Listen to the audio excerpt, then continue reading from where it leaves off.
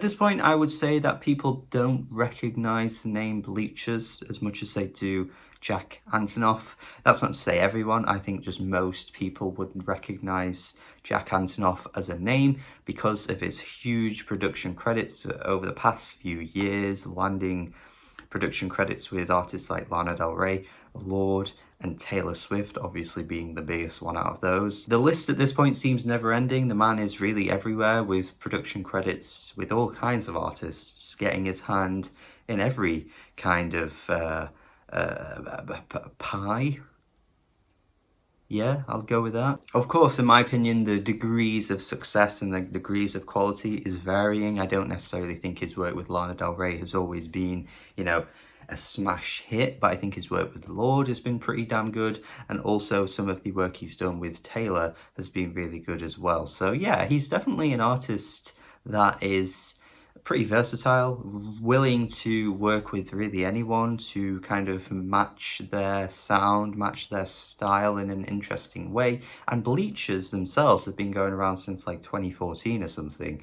It is just Jack on his own. He's a multi-instrumentalist and creates a pretty old school kind of throwback style. I haven't been keen on his other albums, although after this album I feel as though I should go back to his previous stuff and actually sit down with them and see if they grow on me, because I think this album has grown on me quite massively just in the few listens I've given it before I reviewed it, to the point where I'm actually really impressed with this one. Take the Sadness Out of Saturday Night is the most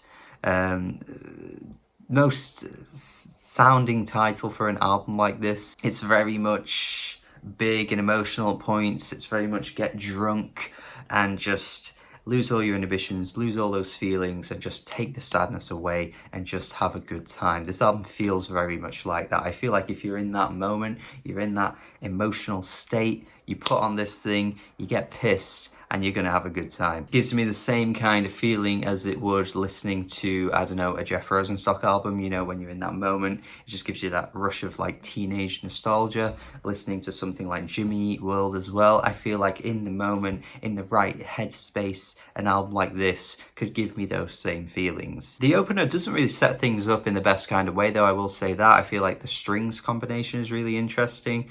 The album doesn't really utilize this kind of instrumental tone across the whole thing, so it doesn't really match the aesthetic of everything else. But not only that, but this one actually sounds a bit like a demo, I think. Not in a terrible way. It's not like an awfully recorded track, but it just sounds quite lo-fi and almost like there was something that needed to be added on as an extra layer to make the track fully come together. You get beyond that though, and you're hit immediately with a Bruce Springsteen feature, which is the most apt feature for an album like this, because my god, the Springsteen influences across this entire thing are so clear. You can tell he's trying to harken back to those great days of Bruce Springsteen back in the 80s, the mid 80s, you know, the really over-the-top Heartland rock instrumentals, the big choruses, the emotional singing. That just brings everything together in such a great way. I feel like that is what he's trying to do on this one here. It's a good track as well. Think the overall combination of both artists works quite nicely.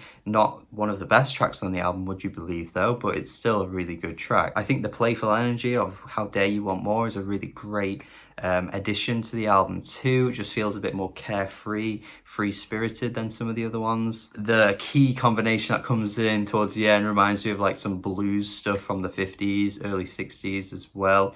It's so old school, but it works fantastically well. I love that little section there. He has a great way of just bringing this vintage sound to a modern day context, and while yeah, it's very throwbacky, it's very obviously inspired by other music, it doesn't really falter. I think sometimes artists can be too caught up in trying to sound like other eras of music, and it just sounds like a rehash, a bit of a replica type thing, but this doesn't really feel that way. I think the important thing is the earnest energy that comes from his vocals. He just sounds very passionate, he sounds very emotive, and it's quite interesting to see that this kind of stuff, this kind of music doesn't really bleed into any of the stuff that he produces. It'd be interesting to see Lana Del Rey tackle something like this instead of her going for the very slow, you know, moody aesthetic. I feel like if she amped things up with these kinds of instrumentals, that could be a cool combination, but maybe Jack is more for this in his own solo work and he's never really going to explore it with other artists. I don't know. But speaking of Lana though, she actually makes a feature on this album, and it's honestly not one of the best moments for me. It's more subdued, not as exciting, not as exhilarating as some of the really speedy up-tempo tracks that I just think work so well. It's okay, it's a fine song, but just not as exciting for me. But let me tell you about the fantastic 3-track run. I'm all for 3-track runs, man. Whenever a 3-track run pops up, I am ready. I am ready. Ooh, Stop Making This Hurt, Don't Go Dark, 45. Oh wow, what a run, what a run. The best run on the album, potentially one of my favourite track runs of the entire year. I feel like I could just turn it into like a 3-track EP and just play those songs over and over again, and I really wouldn't mind. Love the shouty refrain on Stop Making This Hurt. Kind of reminds me of some like call and response type stuff you'd find. Reminds me as well of Wanna Get Better. I feel like this is harkening back to that really fantastic, bombastic, huge track that got him pretty well known to begin with. Don't Go Dark is surprisingly the most Springsteen track on the album, even more so than the song that features Springsteen himself, would you believe? Absolutely fantastic track this is. It does make me laugh though when he says don't go dark on me. He says it in a way that sounds like don't go down on me, which is interesting. I mean, why are you telling someone not to go down on you, dude? But aside from that, this is the best song. Oh my God. Wow, this is just an amalgamation of everything he was doing on the entire album, just coming together in the best kind of way. Love this song. Surely one of my favourites of the year, and surely will be on that list by the end of the year. There's something just so replayable about this track. I just think it's so well put together. The overwrought vocals, the earnest energy. Jack killed it here. This is fantastic. 45 gives me such Gaslight Anthem energy as well, which is a great you know, praise from me, because I think Gaslight Anthem are a really good band. Thinking their 59 Sound Days, which again is very Springsteen influenced, again very vintage in its aesthetic.